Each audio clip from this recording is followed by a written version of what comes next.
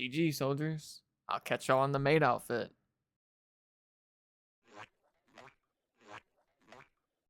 They ask you how you are, you just have to say that you're fine when you're not really fine. No. Do I look cute though? Unfortunately for me, the key that I got from my weekly vault ended up being a +5 Dawnbreaker, which is the exact same key that I finished the last video with. So I'm going to just skip through this one pretty quickly and just use that time to update you guys on my character's progression. And honestly, not too much has changed. The only differences between last video and this one is that I did run a 6 of 8 heroic Narubar Palace the day before reset with a pug group that I formed myself, where I was lucky enough to get an upgraded helmet, gloves, and belt. You can peep the logs showing up on screen now. Beyond that, I also ended up getting upgraded tier piece pants from my vault, which will allow me to replace my shoulders in the future for something with some better secondary stats.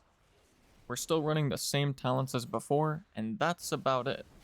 As for the +5 Dawnbreaker though, everything went much better than the final key from the previous video, and we ended up finishing it with a 2 chest and getting a pretty solid parse. However, I did actually make an oopsie during the middle of the dungeon because I tried to pull a little hero move and deal with the weekly affix orbs, but that did result in me getting deleted by a frontal cone. Your survival wasn't necessary. So, with that being said, we had a punishment to endure and a wheel to spin.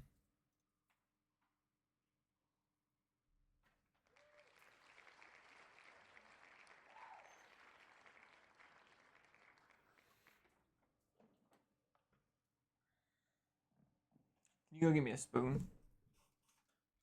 And here's me trying to awkwardly demonstrate that I'm going to be using the bigger of the 2 spoons that were available in my house. Also, if you're wondering why I don't have the maid outfit on at this exact moment, let's just say if my parents saw me in that thing when I went downstairs, I probably would be on the streets.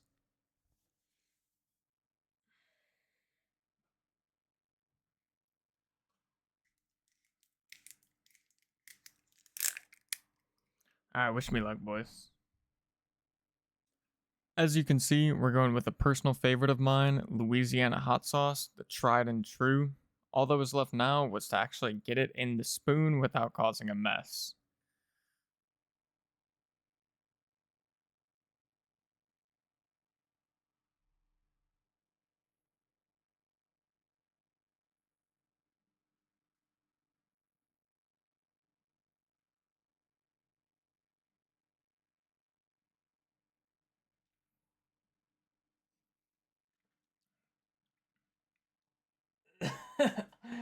Oh, it's actually nasty. Ugh. I actually like this hot sauce too, but what the fuck? Oh, my insides. Now that we got that out of the way, it was time to get into some real dungeons, starting off with a +7 Mist of Turn Scythe. Boom, bam, bop, bada bop, boom, pow. And now, Alright, we're locked into our first +7. We got some okay players in the group, I think. Mainly our tank seems like he's pretty solid. Should be a clean run, hopefully. My stomach is actually still turning from the frickin' hot sauce, and this maid outfit is stupid hot. But let's get it.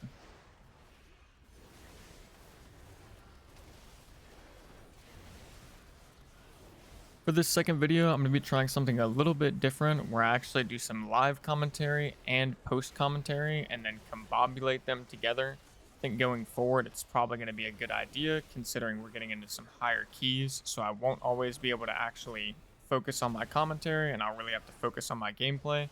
But for this first pull, important to note, you really want to stack in melee. If you don't, the spike claws will jump to any ranged members, do a little ravage attack, So if you're the only person in range or at range, then they'll all jump to you and annihilate you, which is what happened to our hunter. If you're stacked in melee, they won't jump to anybody at all, so it's very important that you stack in melee. For this second pack, and any packs going forward with the big bow breaker guys, the pink name or purple name plate people that you can see on screen right now, it's ideal if you stack together as a group, so that way you don't get a bunch of different overgrowths all in different areas. Your ascent. I kind of like the way our tank's moving though. Fast and smooth. Fast and smooth. What do you mean by that? Let's grab our mushroom. Group back up with the tank. I'm going to stack on the tank for this. That way we have like less bramble bursts going all over the place.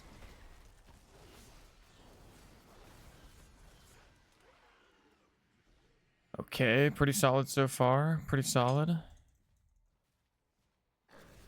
Alrighty, as you heard, going into the first boss, things are going pretty good so far. We're sitting at 1.7 million overall DPS, which for item level 612 is actually pretty insane if you ask me. Both the other DPS in the group are outgearing us at this point. The Fury Warrior was like 616 item level. The Marksman Hunter was 618. So I'm not even sure if he's awake at this point. He'd probably pass out or something with those numbers. But other than that, the first boss is kind of a tank and spank from a DPS perspective. Obviously, you want to make sure you dodge the Bewildering Pollen, which is like the big frontal cone from the tree guy. You want to prioritize interrupts on the main boss, Moloch, whenever you can. Outside of that, there is a fear effect that happens every once in a while. I think it's called Repulsive Visage. There's not really much you can do about that. Obviously, it'd be nice if you have a shaman to drop a tremor totem, but if you don't, you just want to do your best to position yourself so that way when you get feared and start running backwards, you're not running into any of the pools that are still on the ground. Outside of that, it's pretty much up to the tank to properly position the bosses, kind of move them around the room in a circular fashion as to avoid having all the DPS have to dodge the puddles consistently. And then once you get the tree guy down to a certain percentage, he puts a big debuff on the main boss, which allows you to do insane amounts of damage to the main boss. So if you're a class with longer cooldowns, you might want to save your cooldowns for those phases. The only other thing I'll add is if you want to be a major Giga Chad in your group, is whenever the tree guy does Bewildering Pollen and drops the goop on the ground, somebody does need to go in and interrupt Moloch, otherwise he's just going to stand in the middle of the goop and keep casting Spirit Bolt. So usually that's on the tank, but if the tank's not doing it, do your best to pop some defensives or maybe even an immunity like we have as paladins. Go in, get the interrupt so you can group the bosses back together to have efficient cleave. Okay, yeah, we're definitely going to two-phase it. Nice. Solid group so far. The next section of the dungeon is the maze, which is pretty infamously known for causing pug groups a lot of issues. But you can do yourself a big favor by just downloading the automatic Maze Navigator add-on, which will pretty much do all of the legwork for you. The only parts it won't tackle is the first two doorways, but if you put a marker on Mistcaller right at the beginning of the maze, and then just keep an eye on where she goes, you can just follow her and those are the correct first two doors. Other than that, there are a lot of difficult mobs in this area of the dungeon. Particularly, you need a lot of kicks going out on different mobs within the same pack. The main culprits of this are the Shaper and the Tender. This is where it really comes in clutch to have a macro setup that marks the mob, and you can tell your group in advance of starting the dungeon, if I mark a mob with square, that's going to be my interrupt, which is what I do. Now, the rest of the dungeon honestly went extremely smooth, except for this one oopsie by the warrior that almost got us both killed, but thankfully I had my human racial, so I was able to get out of the freeze, but he wasn't quite so lucky. Other than that though, even with our hunter usually doing far less damage than the tank, Thanks to some really solid pulls by that tank, we were able to cruise through the rest of the dungeon and ultimately end up with a really nice +2 chest, which gave us some pretty solid IO score.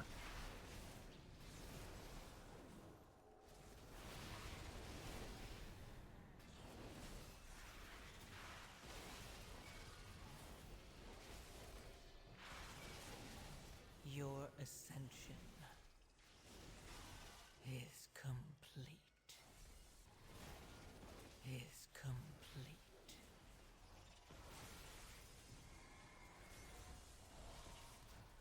Solid. Solid. Look at that DPS, boys. Look at that DPS.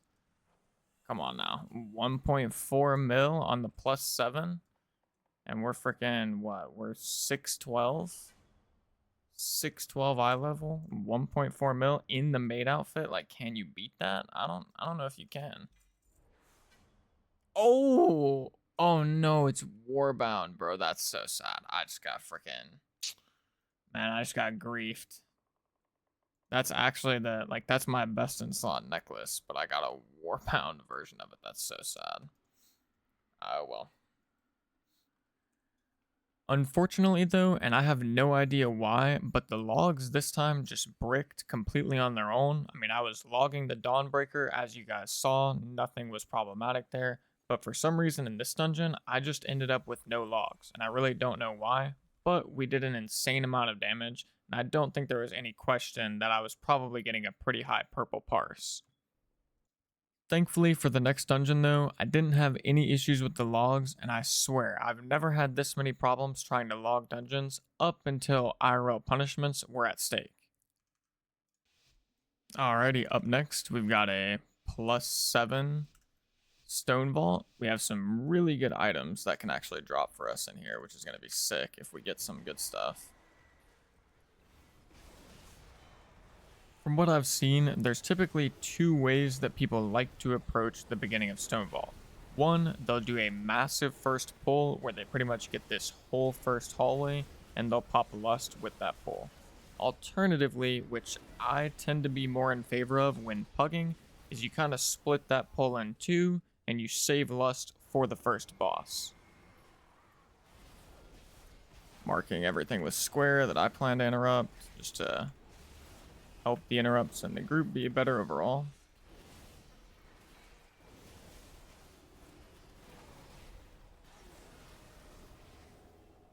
Moving on to the first boss, and we still have 0 deaths, which honestly is pretty rare because that first hallway in Stone Vault can be very problematic for pugs. On top of that, we got a super stellar timing of the affix here, so I was able to take care of that with Blinding Light. We're able to take that buff into the first boss, combine it with Lust, and we were absolutely cooking this thing. The mechanics for this boss are rather straightforward. Every so often, he'll mark a couple of members of the group with swirlies. From those swirlies, pillars will erupt, and those pillars need to be broken by the beams that will follow shortly after. The only thing I'll really say about this boss is you really need to make sure that you're not stacking beams on top of each other, because you will end up killing people if you do that. On top of that, the tank gets a debuff every so often. The healer needs to make sure that they're not dispelling that debuff up until the point that the tank buster is about to come out. Once you dispel the debuff, the tank actually gets a buff that reduces the damage they tank. That will make it to where the tank buster doesn't one-shot them. If you mess up this timing, the tank will get one-shot, and you'll see what that looks like in just a second. Your ascension. Pay close attention to the tank's party frame during this time. In the top left corner, you can see the debuff that I was talking about, and in the middle, you can see the timer, which is basically just easy mode for the healer, telling them don't dispel it until this timer gets to 0.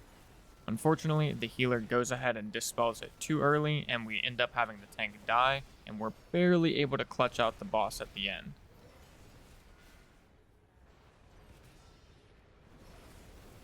So I'll get this beam now. Or I'll get this rock, I mean. Oh, okay. Surely we kill it, right? Okay, I don't know what happened. That was sus. Our tank died.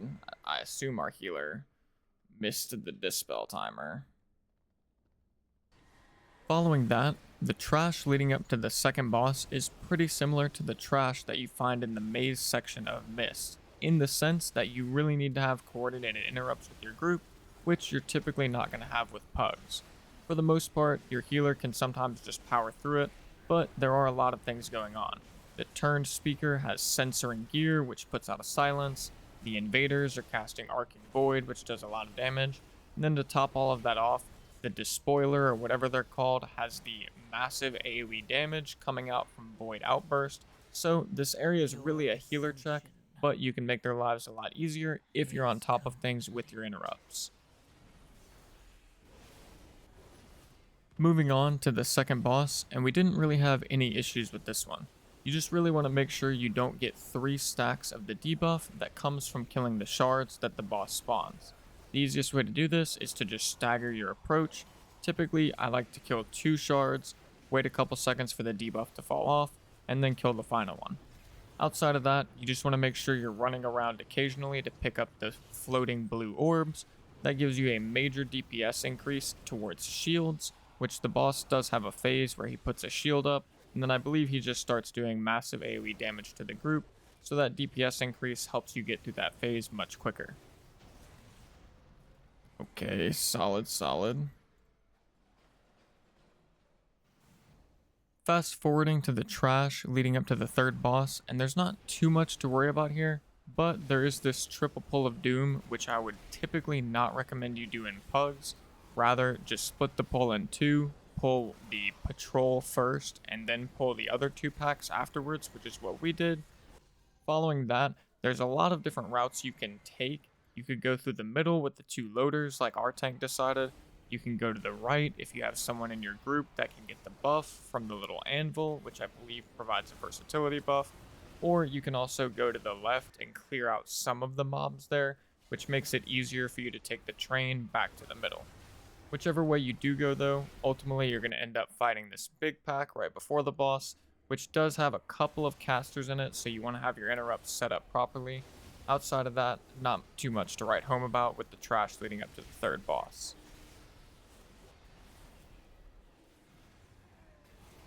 We are pumping this dungeon. After that last trash pack, you're on to the third boss, which is notorious for bricking keys with pugged groups. However, it's not actually that difficult once you learn the proper sequencing of mechanics. Before we get to the sequence though, there are 2 other things you need to know as well. Firstly, Speaker Brock can never get a cast off. That means your group must be rotating their interrupts throughout the fight, and that includes when he jumps off to the side of the room. Secondly, both bosses must die at the same time. Too much time in between each boss dying, and it will almost certainly result in a wipe, so it's usually best to prioritize a little more damage into the big robot, since it has more health. Now that you understand that, it's time for the sequence, and it goes as follows. About 15 seconds into the fight, Speaker Brock will jump off to the side of the platform and shove a giant cube across the platform through the middle. If you get hit by the cube, you're dead. After that, Speaker Brock will rejoin the fight and shortly after begin to cast exhaust vents, making 3 out of the 4 vents located on the corners of the platform no-no zones, and if you stand on them, then you're dead. It's at this time that you must locate the safe vent and stand directly on top of it, because shortly after that, the big robot Dorlita will jump to the center of the platform and drag the cube to the center before causing it to explode. If you're standing near the cube during this time, then you're dead. Additionally, upon explosion, the cube will send out giant waves of lava. If you get hit by these, then you guessed it, you're dead. But as long as you're still standing directly on top of the safe vent, then you'll never get hit by them. Combine all of that with occasionally dodging the giant lava orbs that get shot out of the big robot's hand, rinse and repeat, and congratulations, you've mastered the fight. The rest of the dungeon after that was smooth sailing, as the final boss is extremely trivial in comparison to the third. Simply put, you literally just have to dodge frontal cones, If you get a debuff, move near a portal to remove it, and when the whole group gets circles on them, just run to the edge of the room to deposit the circle on the ground, rinse and repeat, and you're done. So with that being said, we were able to 2-chest the dungeon, Your leading to a nice ascension plus 275 in our IO score. is complete. Nice, a little +2 on the stone vault. Let's go. Alright, this time, 1 point, let's wait for this to move. What in the world? Okay. Hold on, let's see what people got for loot.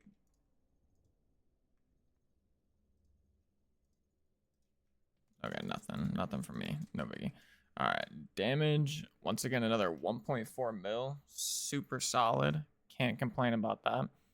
Let's quickly check the deaths and see if it's actually caught up. Yeah, so the deaths, we had 1 death. I got meleeed by Edna. Who's Edna? Oh, yeah, that was at the very beginning of the dungeon where we all died. Or, I mean, the tank died first. It looks like it was because the healer didn't dispel the debuff on the tank at the right time. So the tank got 1 shot, and then I got meleeed by the boss. So definitely not an at-fault death. That might even be included in the video. But solid 1.36 mil DPS overall. Cannot complain.